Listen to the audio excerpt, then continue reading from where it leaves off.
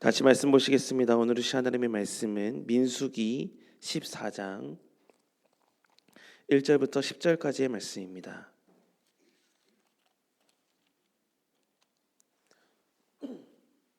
민수기 14장 1절부터 10절까지의 말씀입니다.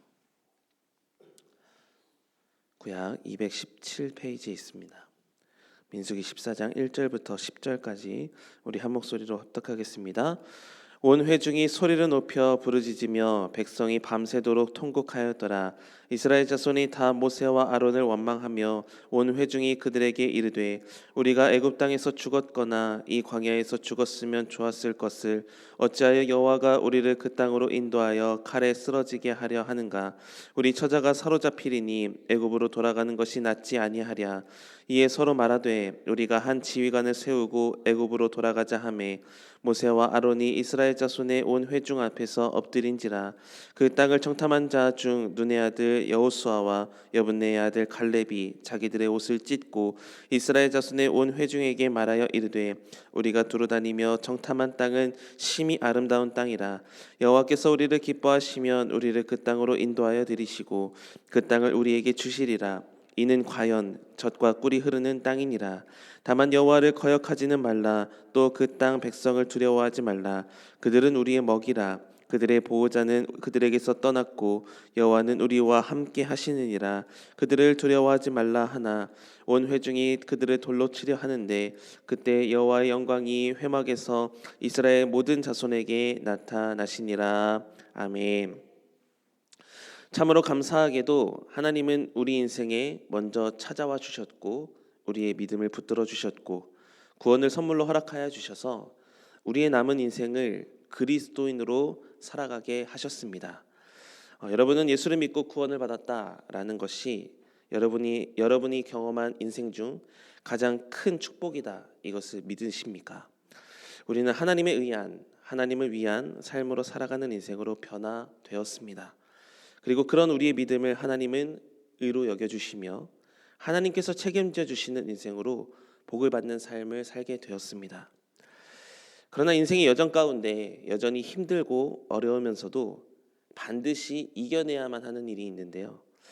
온전한 믿음의 삶을 살지 못하게 만들려는 죽지 못한 내 죄성과의 영적 싸움입니다. 또한 사탄은 우리의 죄성을 최대 약점으로 삼아서 계속 믿음의 삶을 살지 못하도록 틈을 만들어서 공격을 하려고 하는데요. 사탄은 우리의 죄성을 자극하되 하나님보다 문제를 더 크게 만들어서 하나님을 향한 믿음을 잃어버리게 만들어 버린다라는 겁니다.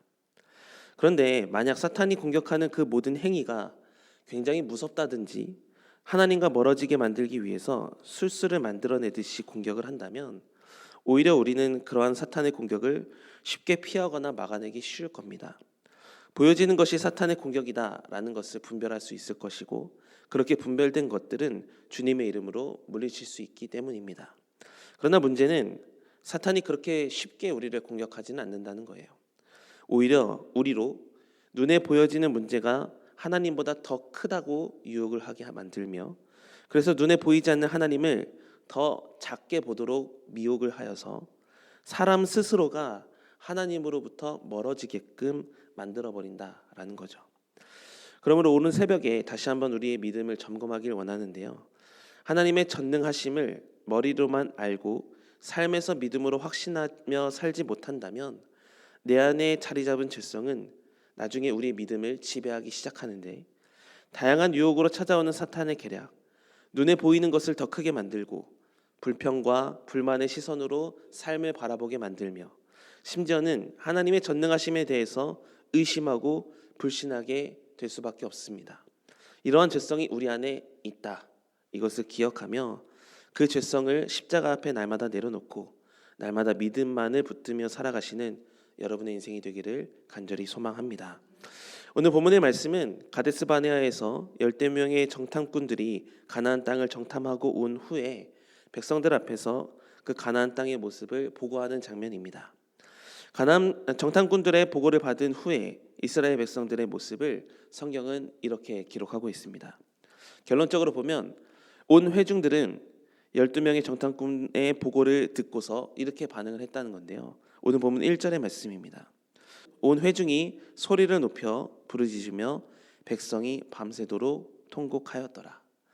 그리고 그들이 통곡한 이유가 2절 3절에 기록이 되어 있습니다. 이스라엘 자손이 다 모세와 아론을 원망하며 온 회중이 그들에게 이르되 우리가 애굽 땅에서 죽었거나 이 광야에서 죽었으면 좋았을 것을 어찌하여 여호와가 우리를 그 땅으로 인도하여 칼에 쓰러지게 하려 하는가? 우리 처자가 사로잡히리니 애굽으로 돌아가는 것이 낫지 아니하랴.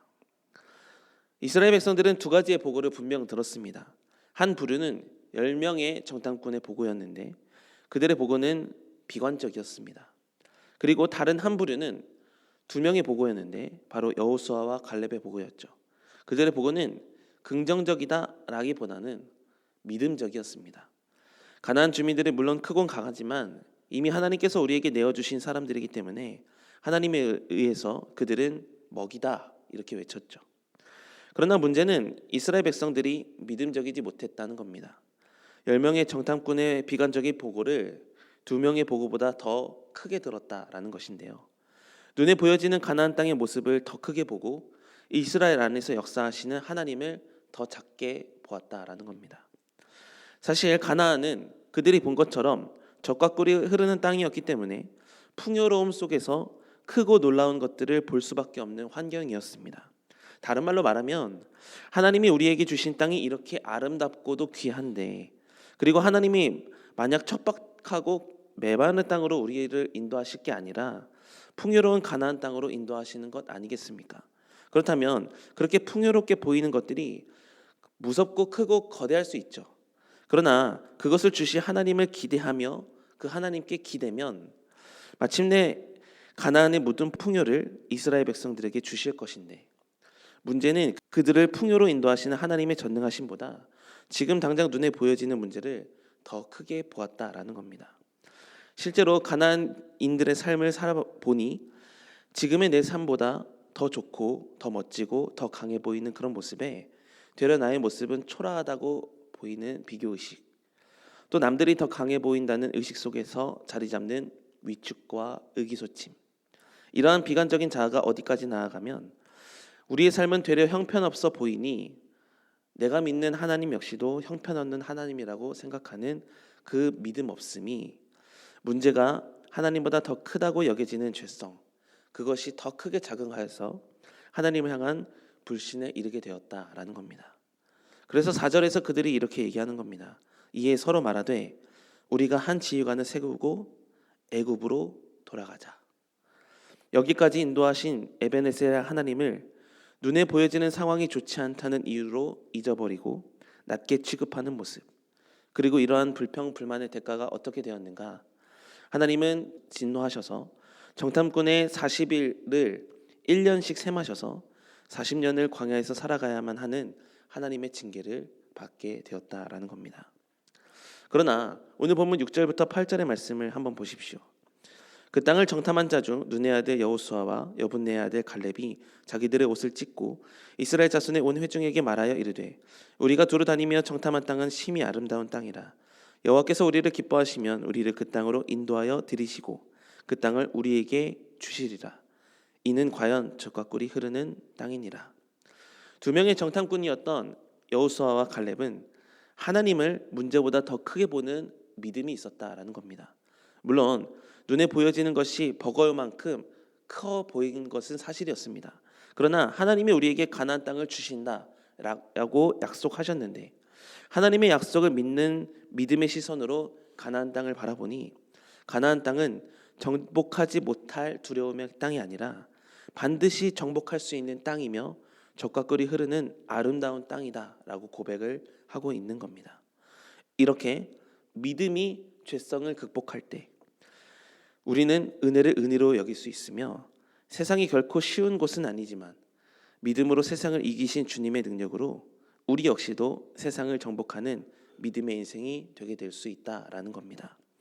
그리고 믿음의 시선으로 바라봤던 여호수아와 갈렙의 믿음을 하나님은 의로 여겨주시고 모든 이스라엘 백성들, 심지어 모세와 아론까지도 들어가지 못한 가나안 땅을 살아서 들어가는 하나님의 축복을 경험하는 인생이 되게 되었습니다.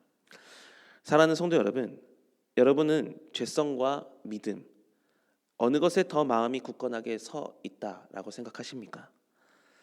정말 바라는 것은 눈에 보여지는 모든 상황은 하나님의 손 안에 있다. 이것을 기억하시면서 눈에 보여지는 것 이면에 역사하시는 눈에 보이지 않는 하나님의 역사를 믿음의 시선으로 바라보고 여러분 안에 있는 죄성을 믿음으로 정복하며 살아가는 그런 믿음의 인생들이 다 되시기를 간절히 소망합니다. 영적 시선을 띄게 만드는 것이 사탄은 가장 싫어하는 일이기 때문에 오늘도 영적 소경이 되도록 우리 안의 죄성을 사탄은 계속 자극하려 할 것입니다. 그래서 매일의 삶이 중요합니다.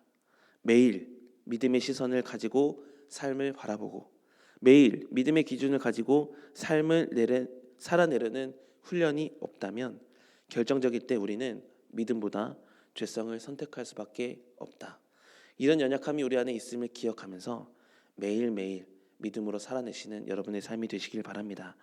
그렇게 하루하루 그리스도인답게 믿음을 붙들고 믿음을 말하고 믿음의 시선에서 상황을 분별하고 믿음으로 살기에 힘쓰셔서 자꾸 솟아나오려는 그 죄성을 믿음으로 이기려고 살아가길 힘쓸 때 하나님은 우리의 믿음을 의로 여겨주시며 우리의 삶을 책임져 주시며 믿음으로 삶을 살아내는 역사로 이끌어 주실 줄 믿습니다. 하나님께서 인도해 주시는 믿음으로 사라지는 역사가 오늘 하루 아니 남은 평생에 그렇게 가득하기를 간절히 소망하며 그렇게 믿음으로 붙들며 살아가는 믿음의 한 사람이 다 되시기를 주님의 이름으로 축복합니다. 기도하시겠습니다.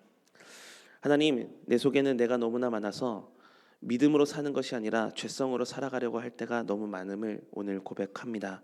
하나님, 우리의 믿음 없음을 용서해 주시고 우리의 믿음을 붙들어 주시옵소서. 원망과 불평의 죄에서 떠나 믿음으로 바라보고 소망을 품으며 살아가는 인생이 되기를 원합니다. 여호수아와 갈렙의 믿음을 본받게 하여 주시고 여호수아와 갈렙처럼 살아가는 믿음의 사람들이 다 될 수 있도록 인도하여 주시옵소서. 주님께서 세상을 이기시고 승리하셨듯이 우리도 사탄의 관계를 주님의 이름으로 이길 수 있음을 기억하며 더욱더 주님께 의탁한 삶을 살아가기를 힘쓸 때 믿음의 승리를 우리도 소유하게 될 줄 믿습니다. 그런 믿음의 승리를 경험하는 복된 하루 우리 평생이 되기를 소망합니다. 겨자씨만한 우리의 믿음을 붙들어 주시고 영적 승리를 경험하며 살아가는 하나님의 인생들이 다 될 수 있도록 인도하여 주시옵소서. 하나님, 오늘도 여러 가지 기도 제목을 가지고 주님 앞에 나왔습니다. 하나님의 기도 응답의 역사를 체험받는 복된 인생들이 다 될 수 있도록 축복하여 주시옵소서. 감사드리며 예수님의 이름으로 기도드립니다. 아멘.